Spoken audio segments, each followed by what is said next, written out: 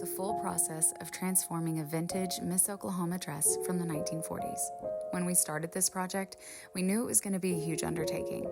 And as you can see, this dress has extreme oxidation. And unfortunately, the only way to reverse this damage is by soaking the dress in an oxidizing bleach bath.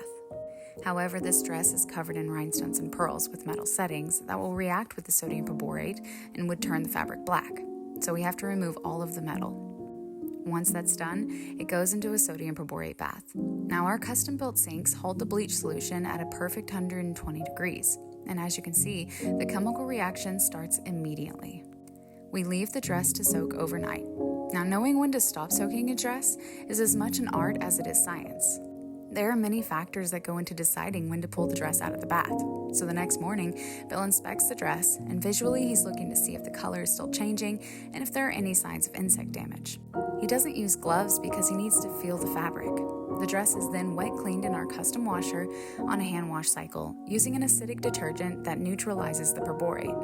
The dress is then hung to dry overnight, and as you can see, the satin is covered in hard wrinkles, so Bill has to iron them all out. Reinstalling the rhinestones and pearls proved to be more difficult than we had imagined. Finding a way to hold the pearls in place while tightening the backs was almost impossible. We installed 45 pearls and 132 rhinestones. The next step is pressing the dress for finishing. Very quickly, Bill realizes that this will be impossible to iron out the wrinkles with the way the dress was constructed. Luckily, our seamstress was watching and suggested we remove the front sash so it could be properly finished. Now it's Mary's turn to repair and reconstruct this beautiful dress. Now, the dress was made in the 40s, and the lining is made of paper, which needed to be reinforced. Over time, the weight of the sash had significantly damaged the fabric. So Mary adds a backing to reinforce and give the sash a secure anchor point to prevent further damage. She reinstalls the sash and a new zipper. And while it looks like she's installing the zipper uneven, this is because she has to follow the shape of the dress and work around the weakened fabric. And for a third time, the dress must be pressed once again. When finishing any garment, you always have to work from the outside in. So Bill starts with ironing the straps. Then he moves on to the bust, working in a circle. Now, this work is done by hand.